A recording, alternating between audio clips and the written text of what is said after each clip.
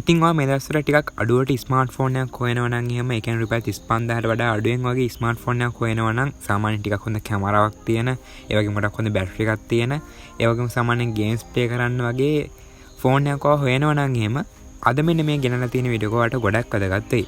මොකද අද මෙන්න මේ වීඩියෝෙන් මම කතා කරන්න යන්නේ ලංකාවේදී අපිට අලුතෙන්ම රිලීස් වෙච්ච මිලදී ගන්න පුළුවන් වෙච්ච ස්මාර්ට්ෆෝන් එකක් වෙන මෙන්න මේ ZTE Blade A73 කියන ස්මාර්ට්ෆෝන් එක. ඉතින් ඔයා මේ ෆෝන් එක මිලදී ගන්න ඉන්න කෙනෙක් නම් එහෙම ඔයාලට මෙන්න මේ ගෙනලා තියෙන වීඩියෝ ගොඩක් වැදගත් වෙයි. මොකද මේ ෆෝන් එක ගැන ගොඩක් විස්තරාත්මකව අද මේ වීඩියෝෙන් අපි කතා කරනවා. ඒ වගේම තමයි ඔයා මේ දවස්වල අඩුවට ස්මාර්ට්ෆෝන් එක මිලදී ගන්න ඉන්න කෙනෙක් නම් එහෙම ඔයාටත් මේ වීඩියෝ එක ගොඩක්ම වැදගත් වෙයි. ඉතින් එහෙනම් අපේ වීඩියෝ එක කරන්න උදව්වක් විදියට වීඩියෝ එකට ලයික් එකක් දාන්න. ඉතින් එහෙනම් වැඩි කතා නැතුව අද වීඩියෝ එක පටන් ගමු. A73 කියන ස්මාර්ට්ෆෝන් එක අපේ ලංකාවේ මම කලින් කිව්වා වගේම රුපියල් 35000කට මිලදී ගන්න පුළුවන් වෙනවා.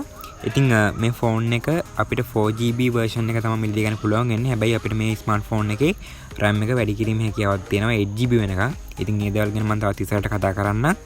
ඉතින් මේ ෆෝන් එක අපි සාමාන්‍යයෙන් ලංකාවේ normally shop එකකින් ගත්තොත් එහම අපිට අවුරුද්දක warranty එකක් හම්බ වෙනවා. හැබැයි සිංගර් එකෙන් ගත්තොත් එහෙම අපිට අවුරුදු දෙකක warranty එකක් හම්බ වෙනවා. හැබැයි සිංගර් එකෙන් ගත්තොත් එහෙම රුපියල් 1700ක් 800ක් වගේ අපිට වැඩිපුර දීලා තමයි මෙන්න මේ අවුරුදු දෙකේ warranty එක ගන්න වෙන්නේ. ඉතින් ඒ වගේ ගානකට තව අවුරුද්දක warranty එකක් දෙනවා කියන එක ඇත්තටම පාඩුත් නෑ. ඉතින් මේ ෆෝන් එක දිහා බලුවගම අපිට මුලින්ම ඇහැ යන්නේ මේ ෆෝන් එකේ තියෙන බොඩි එකට. ඉතින් ඒ හින්දා අපි මුලින්ම මේ ස්මාර්ට්ෆෝන් එකේ තියෙන බොඩි එක ගැන කතා කරලිමු. මේ ෆෝන් එකේ ටිකක් ලස්සන ඩිසයින් එකක් තියෙනවා. ඒ වගේම තමයි මේ ස්මාර්ට්ෆෝන් එකේ බලා ගන්න පුළුවන් වෙන්නේ අපිට මැට් ෆිනිෂ් එකක්. ඒ වගේම තමයි ඊටපස්සේ ලස්සන ටෙක්ස්චර් එකකුත් බලා ගන්න පුළුවන්. ඉතින් මේකේ මැට් ෆිනිෂ් එකක් තියෙන හින්දා අපේ ෆින්ගර්ප්‍රින්ට් එක මේ ෆෝන් එකේ ඇලෙන්නේ නැහැ. ඉතින් ඒ හින්දා බෑක් කවර් එකක් නොදා වුණත් අපිට මේ ෆෝන් එක පාවිච්චි කිරීමේ හැකියාව තියෙනවා. ඉතින් ටිකක් iPhone වල ඩිසයින් එකක් තියෙනවා මේ ෆෝන් එක දිහා බලපු ගමන්ම. ඉතින් මේ ෆෝන් එක සම්පූර්ණයෙන්ම මේගොල්ලෝ හදලා තියෙන ප්ලාස්ටික් වලින්. ඉතින් ඒ හින්දා මේ ෆෝන් එක ගත්තොත් එම විමනන් දාන්න එපා. මොකද ප්ලාස්ටික් බොඩි එකක් තියෙන හින්දා බෑක් කවර් එකක් දාලා අනිවාර්යෙන් පාවිච්චි කරන්න. ඒ වගේ මතක් කරන්න ඕනේ මේ ෆෝන් එකට water resistant certificate එකක් හම්බෙන්නෙත් නැහැ. ඉතින් ඒ හින්දා මේ ෆෝන් එක ගත්තොත් එම වතුරට නම් දාන්න යන්න එපා. ඉතින් මේ ෆෝන් එක ගද්දි අපිට box එකේ එද්දි බලා ගන්න පුළුවන් වෙනවා මේ ෆෝන් එකට හම්බෙන බෑක් කවර් එක. ඉතින් බෑක් කවර් එකක් box එකේම තියෙන එක ඇත්තටම වටිනවා. ඒ වගේම තමයි මේකට හරියන earphone එකක් තියෙනවා. ඒ වගේම තමයි charge එක සහ USB type C cable එකකුත් බලා ගන්න පුළුවන් වෙනවා. ඉතින් ෆෝන් එකේ තියෙන body එක සහ design එක සම්බන්ධයෙන් කතා කරද්දී ඔය දේවල් තමයි කතා කරන්න තියෙන්නේ. දැන් බලමු මේ ෆෝන් එකේ තියෙන display එක මොන වගේ එකක්ද කියලා. ඉතින් මේකේ තියෙන ඇඟල් 6.6ක IPS LCD panel එකක්. ඉතින් මේක අපිට HD+ resolution එක බලා ගන්න පුළුවන්. ඒ වගේම තමයි 90 Hz refresh rate එකකුත් බලා ගන්න පුළුවන් වෙනවා මෙන්න මේ ස්මාර්ට්ෆෝන් එකේ. ඉතින් ඇත්තට මේ price range එකත් එක්ක බලද්දි මේ ෆෝන් එකේ තියෙන display එක මාරම හොඳයි. ඉතින් ගොඩක් හොඳ brightness level එකක් තියෙන outdoor use කරද්දි. ඒ වගේම මේ ෆෝන් එකේ තියෙන contrast level එක, ඒ වගේම තමයි මේකේ තියෙන colors මේ දේවලුත් ගොඩක්ම අවුලක් නැහැ මේ ෆෝන් එකේ. සාමාන්‍යයෙන් මේ රේන්ජ් එකට ගැලපෙන විදිහට තියෙනවා. ඉතින් price එකත් එක්ක බලද්දි complaint එකක් නැහැ මේ ෆෝන් එකේ තියෙන display එක සම්බන්ධයෙන්. ගොඩක්ම හොඳ display එකක් තියෙනවා. සාමාන්‍යයෙන් films බලන්න, videos බලන්න, games play කරන්න අපේ හැම වැඩකටම මේ ෆෝන් එකේ තියෙන ඩිස්ප්ලේ එකෙන් ගොඩක් හොඳ වැඩක් ගන්න පුළුවන්. ඉතින් ඒ හින්දා ඩිස්ප්ලේ එක ගැන නම් ලොකටම කියා කරන්න ඕනේ නැහැ. ඒ වගේම තමයි මේ ස්මාර්ට්ෆෝන් එකේ තියෙන ප්ලැට්ෆෝම් එක සම්බන්ධයෙන් කතා කරද්දී අපිට Unisoc T606 කියන chipset එකත් බලා ගන්න පුළුවන් වෙනවා. ඒ වගේම තමයි Qualcomm CPU එකක් බලා ගන්න පුළුවන්. ඒ වගේම තමයි Mali G56 කියන GPU එකත් අපිට මෙන්න මේ ස්මාර්ට්ෆෝන් එකේදී බලා ගන්න පුළුවන් වෙනවා. ඒ වගේම කලින් කිව්වා වගේම 4GB RAM එකක් බලා ගන්න පුළුවන් මෙන්න මේ ස්මාර්ට්ෆෝන් එකේ. හැබැයි අපිට මෙන්න මේ 4GB RAM එක 8GB RAM එකක් වෙනකම්ම වැඩි කිරීමේ හැකියාව තියෙනවා. තවත් 4GB virtual RAM එකක් එක්ක. ඉතින් මේ virtual RAM එක කියන්නේ ෆෝන් එකේ තියෙන storage එකෙන් තමයි මෙන්න මේ virtual RAM එක run වෙන්නේ. ඉතින් ඒ හින්දා 8GB තියෙන ස්මාර්ට්ෆෝන් එක තරම්ම performance එක අපිට මෙන්න මේ ස්මාර්ට්ෆෝන් එකේ බලා ගන්න අමාරුයි. හැබැයි මේ 4GB virtual RAM එක හින්දා 4GB RAM එකක් තියෙන ස්මාර්ට්ෆෝන් එකකට වඩා මේ ස්මාර්ට්ෆෝන් එක perform කරනවා. ඉතින් මතක තියාගන්න ඕනේ දෙයක් තමයි මෙන්න මේ virtual RAM එක ෆෝන් එකේ එන inbuilt RAM එක තරම්ම perform කරන්නේ නැහැ. මොකද storage එකෙන් තමයි මෙන්න මේ virtual RAM එකට අදාළ GB ප්‍රමාණය ගන්නෙ. ඉතින් ඒ හින්දා inbuilt එන default RAM එක තරම්ම මෙන්න මේ virtual RAM එක perform කරන්නේ නැහැ. කොහොම නමුත් virtual RAM එක හින්දා සාමාන්‍ය දුරකට අපිට ෆෝන් එකේ තියෙන performance එක සහ RAM එක වැඩි කරගැනීමේ හැකියාව තියෙනවා. ඉතින් මේ ෆෝන් එකේ තියෙන performance සම්බන්ධයෙන් කතා කරද්දී අපිට social media පාවිච්චි කරන්න, එතකොට අපේ daily task run කරගන්න, ඒ වගේ normal හැම වැඩකටම මේ ෆෝන් එකේ තියෙන performance වලින් ගොඩක්ම හොඳ වැඩක් ගන්න පුළුවන් වෙනවා.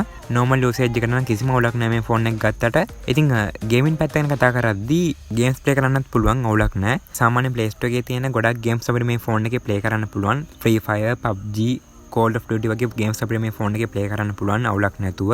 ඉතින් සාමාන්‍යයෙන් පැය 2-3ක් වගේ එක දිගට ප්ලේ කරද්දි චුට්ටක් විතර ලැග් එකක් දෙකක් එන්න පුළුවන්. ඒ වගේම තමයි ෆ්‍රේම් එකක් දෙකක් ඩ්‍රොප් වෙන්නත් පුළුවන්. ඉතින් ඒ වගේම ටිකක් හීට් වෙන්නත් පුළුවන්.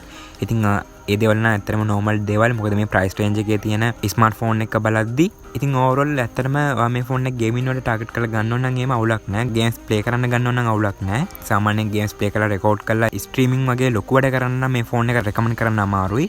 හැබැයි සාමාන්‍ය දුරකට ඔයා ගේම්ස් ප්ලේ කරන්න ෆෝන් එකක් හොයනවා නම් එහෙම ඔයාලට මේ ෆෝන් එක ගත්තට කිසිම ප්‍රශ්නයක් නැහැ. අර පැය 2-3ක් වගේ එක දිගට ප්ලේ කරද්දි චුට්ටක් ලැග් එකක් එන්න පුළුවන්. ෆ්‍රේම් එකක් දෙකක් ඩ්‍රොප් වෙන්න පුළුවන්. ඒ වගේ පොඩි දේවල් වෙන්න පුළුවන්. ඉතින් ඕවරෝල් බලද්දි අවුලක් නැහැ මේ ෆෝන් එකේ තියෙන performance වල. මල්ටිටාස්කින් එතකොට වීඩියෝ එඩිටින් වගේ ලොකු වැඩ කරන්න චුට්ටක් අමාරුයි මේ ෆෝන් එකේ. හැබැයි ඒවා සාමාන්‍ය දුරකට අපිට මේ ෆෝන් එකේදී කරගන්න පුළුවන් වෙනවා මෙන්න මේ ෆෝන් එකේ තියෙන performance එක. ඉතින් ඕවරෝල් ඇත්තටම ෆෝන් එකේ තියෙන performance වල අවුලක් නැහැ මේ price range එකට. ඒත් එක්කම තමයි මේ ෆෝන් එකේ තියෙන කැමරා එක සම්බන්ධයෙන් කතා කරද්දී අපිට බලපු ගමන්ම තේරෙන්නේ මේ ෆෝන් එකේ කැමරා 3ක් තියෙනවා කියලා. ඉතින් ඇත්තටම 3ක් නෑ. මේකේ තියෙන කැමරා 2යි.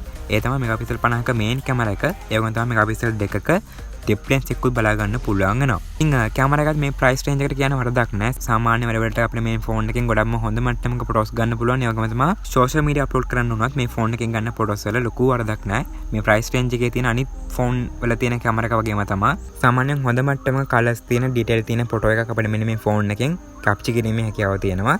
ඉතින් ඒ වගේම තමයි අන්තිමට මේ ෆෝන් එකේ තියෙන බැටරි එක සම්බන්ධයෙන් කතා කරද්දී මේ ෆෝන් එකේ මිලියම්පියර් 5000ක බැටරි එකක් බලා ගන්න පුළුවන් වෙනවා. ඒ වගේම තමයි 22 watt fast charging speed එකකුත් අපිට මෙන්න මේ ෆෝන් එකේ බලා ගන්න පුළුවන් වෙනවා. ගොඩක්ම ලොකු බැටරි එකකුත් තියෙනවා මේ ෆෝන් එකේ මේ price range එකත් එක්ක බලද්දී. සාමාන්‍යයෙන් මේ ස්මාර්ට්ෆෝන් එක normal use කරොත් එම් දවසට එකපාරක් charge කරගත්තොත් ඇති වෙයි. ඉතින් ඔන්න ඔය දේ තමයි අපිට මෙන්න මේ ස්මාර්ට්ෆෝන් එක සම්බන්ධයෙන් කතා කරද්දී කතා කරන්න තිබ්බේ. ඉතින් ZTE brand එක ගැන කතා කරද්දී ටිකක් කට්ටියට බයක් තියෙනවා. මේ වගේ ෆෝන් එකක් ගන්නකොට පස්සේ ලෙඩේයිද ඒ වගේ ප්‍රශ්න කට්ටියට තියෙනවා මෙන්න මේ බ්‍රෑන්ඩ් එක ගැන කතා කරද්දී. මොකද සාමාන්‍ය මේ ප්‍රයිස් රේන්ජ් එකේ තියෙන Huawei Samsung ස්මාර්ට්ෆෝන් නම් කට්ටිය බය නැතුව ගන්නවා. හැබැයි මෙන්න මේ වගේ ZTE වගේ ෆෝන් එකක් ගන්නවා නම් චුට්ටක් කට්ටිය බයයි. මොකද බ්‍රෑන්ඩ් එක ලංකාවේ එච්චරම ප්‍රසිද්ධ නැති හින්දා.